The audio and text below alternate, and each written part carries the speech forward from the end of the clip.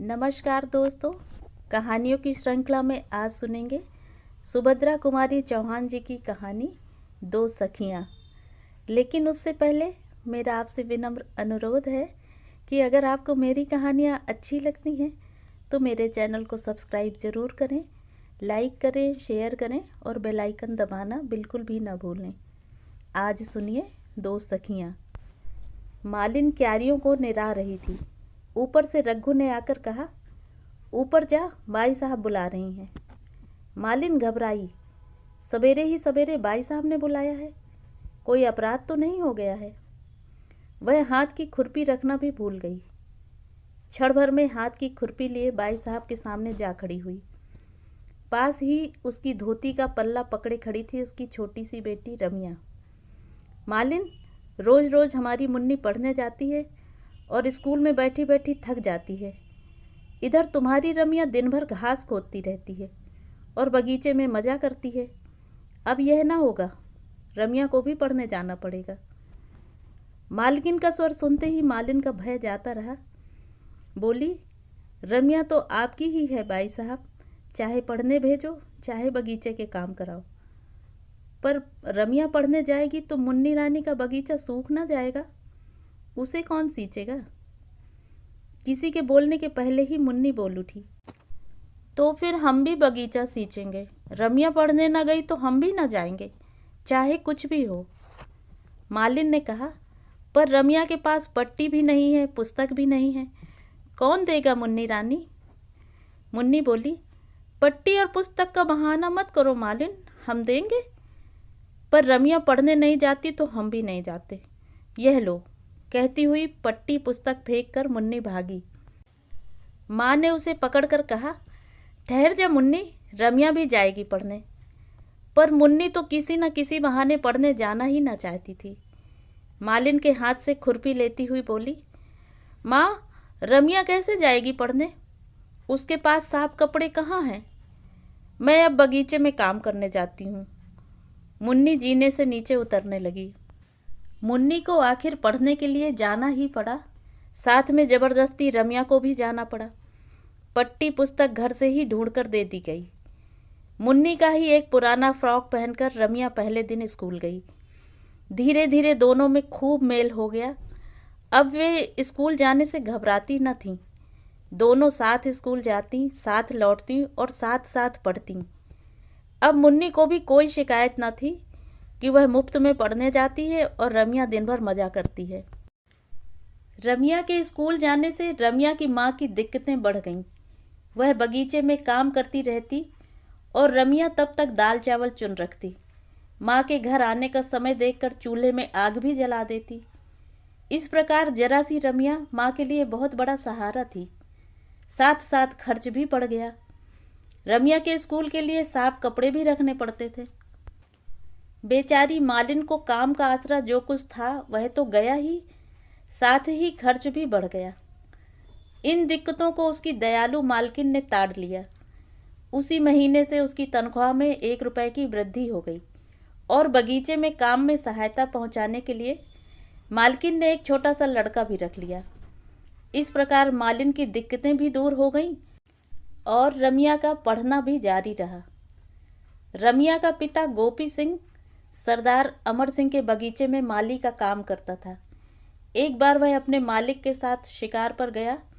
वहीं पर वह एक शेर द्वारा मार डाला गया और तब से माली की जगह उसकी स्त्री को दे दी गई। रमिया 3 वर्ष की थी उस समय। तब से माँ बेटी दोनों बगीचे का काम करती थीं और वहीं रहती भी थीं। दिन जाते देर नहीं लगती। देखते देखते लड़कियां बड़ी हो गईं। दोनों जिस दिन से साथ साथ पढ़ने लगी उनमें सद्भावों के साथ साथ गाढ़ी मैत्री भी हो गई। मुन्नी अपने किसी भी व्यवहार से यह प्रकट न होने देती कि रमिया उसकी आश्रिता मालिन की बेटी है। रात को रामी जरूर माँ के पास सोती थी, बाकी सारे समय मुन्नी उसे नीचे आने ही न देती थी। इसी साल दोनों ने मैट्रिक की परीक्षा दी है। मुन्नी के पिता मुन्नी के ब्याह की तैयारी में हैं, पर रामी की माता के सामने एक समस्या थी। वह सोच रही थी, रामी इतना पढ़ गई है, चाल ढाल बात व्यवहार में वह मुझ अपड़ की लड़की सी जान ही नहीं पड़ती। मैं इसका विवाह कैसे और कहाँ करूँगी।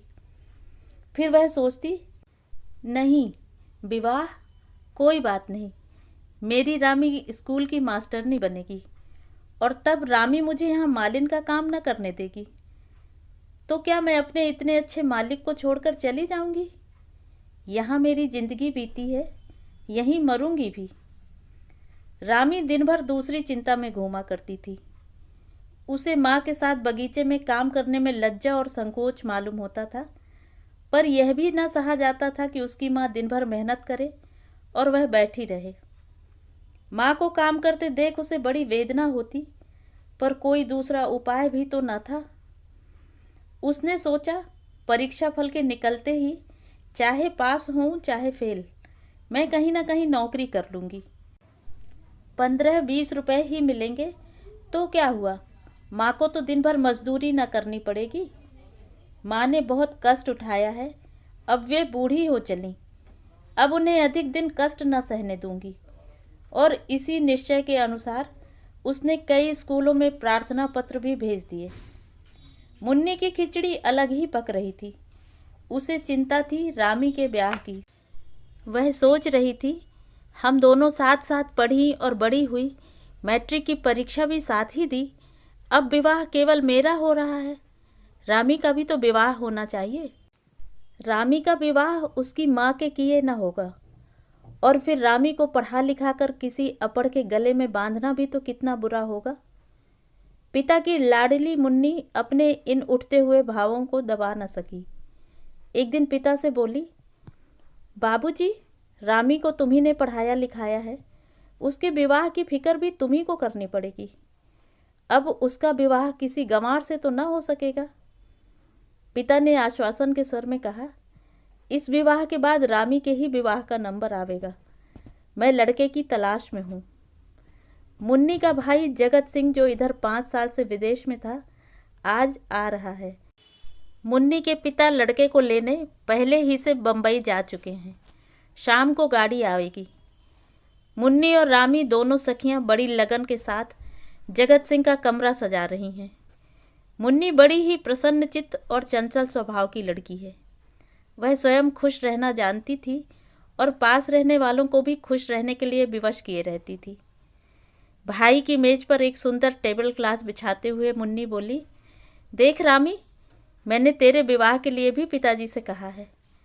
वो कोई सुंदर सा तेरे ही सरीखा पढ़ा लिखा वर खोजकर तेरा विवाह कर देंगे। और मुन्नी ने एक हल्की सी चपत रामी के गालों पर जड़ दी। रामी उदासी में बोली, पर मैं तो विवाह करूंगी ही नहीं। मुन्नी हंसती हुई बोली, ऐसा तो मत बोल रामी, तू मुझसे डरती नहीं? मैं कहीं मचल गई तो पिताजी को मेरे विवाह के पहले तेरा विवाह करना पड़ेगा। स्कूल जाने की बात भूल गई क्या? और दोनों हंस पड़ी। अचानक श्रृंगार मेज के पास एक बड़े आईने में दोनों को अपना प्रतिबिंब दिख पड़ा। मुन्नी कुछ देर तक देखती रही, फिर बोली, रामी, मैं तुझसे गोरी हूँ, पर सुंदर तू ही मुझसे ज़्यादा है। अच्छा देख, तुझसे कह देती हूँ, तू मेरे पति के सामने मत आना, कहीं ऐसा न हो कि वह मुझे छोड़कर तुम्हें पसंद कर ले। मुन्नी को एक धक्का देकर रामी बोली, अब तुम मेरा बहुत मजाक मत उड़ाओ। कहाँ तुम कहाँ मैं, बहुत फ़र्क है। तुम मुझसे गोरी भी हो, सुंदर भी हो। फिर भी तुम घबराना मत, मैं तुम्हारे पति के सामने ना आऊँगी। तुम्हारे ऊपर उनका जो प्रेम होगा उससे कड़भर भी ना लूँगी। अब खुश? मुन्नी बोली, पर सुंदर मुझसे ज़्यादा तू ही है। मेरा दिल कहता है और यह दर्पण भी कहता है, जी चाहता है इसे तोड़ दूँ। फिर कुछ ठहर कर बोली, अच्छा भैया को आने दो, वो जिसे सुंदर कहेंगे बस वही सुंदर है, ठीक है ना? और फिर चाहे बंदर को भी सुंदर कह दें, रामी ने कहा और एक फूलदान में फूल सजाने लगी। दोनों हाथ रामी की पीठ पर धम से पटकते हुए मुन्नी बोली, पर यहाँ बंदर कौन है, तू कि मैं? बोल ना। रामी ने कहा, न तुम न मैं, पर कहीं वे किसी तीसरे को ही सुंदरता की उपाधि दे दें तो? मुन्नी प्रसन्न है और रामी चिंतित। उसे ऐसी चिंता है जिसे वह किसी पर प्रकट भी नहीं कर सकती। इस जटिल समस्या को सुलझाने के लिए वह कई दिनों से घोर प्रयत्न करके भी नहीं सुलझा सकी। उसका स्वाभिमान कहता है कि अपनी माँ को लेकर यहाँ से कहीं चली जाओ। आज जगत सिंह आ रहे हैं। विवाह में दूर दूर से न जाने कितने लोग आएंगे और सबके सामने रामी की माँ मालिन का काम करे। रामी से यह न देखा जाएगा। वह अपनी माँ के साथ चुपचाप बिना कुछ कहे सुने कहीं चली जाना चाहती है, जहाँ उसे कोई न जाने कोई न देखे। पर माँ से यह प्रस्ताव करने में उसे भय मालूम होता है। कहीं माँ ना माने तो यह बात भी फैल जाएगी और उसके स्वाभिमान को भी धक्का लगेगा। साथ ही उसके इस प्रकार के चले जाने से मुन्नी बहुत दुखी होगी। वह जानती है कि मुन्नी का उस पर निश्चल और अटूट प्रेम है। रामी बिस्तर पर औंधी पड़ी थी। उसकी माँ रोटियां बनाकर खा रही थी। इतने में ही आ पहुंची मुन्नी। मालिन से बोली, मौसी, कल से तुम बगीचे में काम न करोगी। माँ से मैंने तुम्हें 1 महीने की छुट्टी दिलवा दी है। यहाँ ताला लगाकर आज रात से तुम और रामी दोनों को मेरे साथ सोना पड़ेगा। और धीरे से रामी के कान के पास जाकर बोली, मुझे हल्दी चढ़ेगी ना? हल्दी चढ़ी लड़की को अकेली नहीं सोने देते, समझी? फिर जोर से बोली, उठ चल, स्टेशन जाना है। जगत भैया को लेने ना चलोगी? रामी उठकर मुन्नी के साथ चली गई। उसकी एक बहुत बड़ी चिंता दूर हो गई थी, किंतु फिर भी वह स्टेशन न जा सकी। मुन्नी को अकेले ही स्टेशन जाना पड़ा। स्टेशन से जगत सिंह, उनके पिता, मुन्नी और बहुत से लोग जो जगत की अगवानी के लिए स्टेशन पहुंचे थे, घर आए। बहुत देर तक घर में चहल पहल मची रही। जगत कुछ अस्वस्थ था। सबसे विदा लेकर वह सोने के लिए अपने कमरे में आया। कपड़े उतारकर लेट गया। वह सचमुच थका हुआ था, किंतु 1 ही मिनट बाद आंधी के झोंके की तरह दोनों दरवाजों को फटाफट खोलती हुई मुन्नी पहुंची। एक हाथ से वह रामी को घसीटती हुई ला रही थी। वह बोली, भैया, सोने से पहले तुम्हें एक बात का फैसला करना है। सच सच कहना, मैं ज़्यादा सुंदर हूं कि यह? जगत हंस पड़ा। बोला, मुन्नी, तू अभी तक निरी बच्ची ही है। जा, मुझे सोने दे, मैं बहुत थक गया हूँ। और वह करवट बदलकर सो गया। भैया, तुम अभी तक बड़े खराब हो, कहती हुई रूठकर मुन्नी चली गई। किंतु इसके बाद जगत सो न सका। उसके सामने रह रहकर शर्माई हुई रामी का चित्र आ जाता था। वह यह निर्णय न कर सका कि यह लड़की कौन है। विवाह में दूर दूर के बहुत से संबंधी रिश्तेदार आए होंगे। मुमकिन है उन्हीं में से किसी की लड़की हो। पर इसे तो जगत ने कभी देखा है, चेहरा पहचाना हुआ सा लगता है। जिस बात का उत्तर वह मुन्नी को न दे सका था, वही उत्तर बराबर उसके दिमाग में चक्कर काट रहा था। कितनी सुंदर लड़की है। सुंदर आभूषणों का अभाव उसकी सुंदरता में कमी न ला सका। रंग बिरंगे कपड़े तथा हीरे मोतियों के आभूषणों से उसकी सुंदरता जो दब जाती, वह उनके अभाव में और उज्जवल होकर चमक उठी है। कन्या सुंदरी है, अनुपम सुंदरी है, फिर चाहे जिसकी हो। जगत ने करवट बदली। सामने मुन्नी की तस्वीर लगी थी। उसने सोचा, मेरी पगली बहन भी सुंदर है, पर इस लड़की के चेहरे पर जितना आकर्षण और भोलापन है, इसकी आंखें जितनी सुंदर हैं, उतनी मुन्नी की नहीं। मुन्नी मेरी बहन ही तो है। जैसा मैं हूँ वैसी ही वह भी है। सुबह 6 भी न बज पाए थे कि मुन्नी के उधम के मारे जगत का सोना मुश्किल हो गया। जगत उठकर बैठ गया। मुन्नी से बोला, मुन्नी, जरा गंभीर बनो बहन, अब तुम्हारी शादी होने वाली है। जगत की दृष्टि दरवाजे की ओर गई। 2 सुकुमार पैर दरवाजे की ओट में ठिठक गए थे। मुन्नी ने जैसे जगत की बात सुनी ही ना हो, बोली, भैया देखो, रामी अब तुमसे शर्माती है, आती ही नहीं अंदर। वह देखो वहाँ खड़ी है। और एक बार भैया, तुम्हें याद है ना, वह कितनी मचली थी कि तुम्ही से शादी करेगी। और फिर जब तुमने कहा कि तुमने इससे शादी कर ली और इसे 2 पैसे दे दिए, तब कहीं यह मानी। मुन्नी एक सांस में यह सब कहकर हंस पड़ी। जगत चौंक पड़ा, तो यह रामी है? आओ रामी, अंदर आओ, वहाँ क्यों खड़ी हो? चाहो तो 2 पैसे और ले लो, कहकर वह हंस पड़ा। रामी लाज और संकोच में सिमटी हुई सी भीतर आई, पर वह खुलकर जगत से बातचीत न कर सकी। न जाने कहाँ की लज्जा ने उसकी जबान पर ताले डाल दिए। वह चुपचाप खड़ी रही। जगत ने उससे बोलने की कोशिश बहुत की, पर उसका सिर नीचे से ऊपर न उठा। जगत ने कहा, लो तुम मत बोलो, मैं तो जाता हूँ। मुन्नी की समझ में ना आया कि आखिर जगत भैया से रामी इतना क्यों शर्माती है। उसने रूठ कर कहा, जा, तू बड़ी खराब है रामी, तूने मेरे जगत भैया का अपमान किया है। तू उनसे बोली नहीं, मैं भी तुमसे ना बोलूँगी। रामी ने नम्रता से कहा, नहीं बहन, मेरी नीयत अपमान करने की नहीं थी। तुमने छुटपन की ऐसी बात कह दी जिससे शर्म के मारे मैं मरी जा रही थी। फिर कैसे बोलती? और दोनों सखियों में उसी समय मेल भी हो गया। उसी दिन लड़कियों का रिजल्ट निकला। दोनों पास थीं। मुन्नी 2nd डिवीज़न में और रामी 1st। मुन्नी ने इससे कुछ बुरा न माना। वह रामी के पास आकर उससे लिपट कर बोली, देख रामी, तू सभी बातों में मुझसे बढ़ती चली जाती है। मैं 2nd में पास हुई और तू 1st में। यह ठीक नहीं, तुझे मेरे साथ साथ चलना चाहिए। रामी ने कहा, सभी बातों में नहीं बढ़ रही हूँ, विवाह तुम्हारा ही पहले हो रहा है। कौन जाने तो इसमें भी मुझसे आगे बढ़ जाए। कहती हुई मुन्नी भाग गई, क्योंकि बाहर नगर के एक बहुत बड़े कपड़े के व्यापारी अपनी लड़की की शादी का पैगाम जगत के लिए ले आए थे। लड़की इंटर में इसी साल गई है, बहुत सुंदर है और लखपति की कन्या है। पर जगत से जब पूछा गया तो उत्तर मिला, अभी कोई जल्दी नहीं है, मुन्नी का विवाह हो जाने के बाद इस पर विचार होगा। उधर मुन्नी तो जगत के सिर पर सवार हो गई कि भैया शादी जरूर स्वीकार कर लो, फिर तो तुम्हारी ससुराल से मैं रोज नई नई साड़ियाँ लाकर पहनूंगी। फिर रामी, मैं और वह भाभी, हम 3 हो जाएंगे, कितना मजा होगा। जगत अपने पहले निश्चय पर दृढ़ रहा और ब्याह की बात मुन्नी के विवाह तक के लिए टल गई।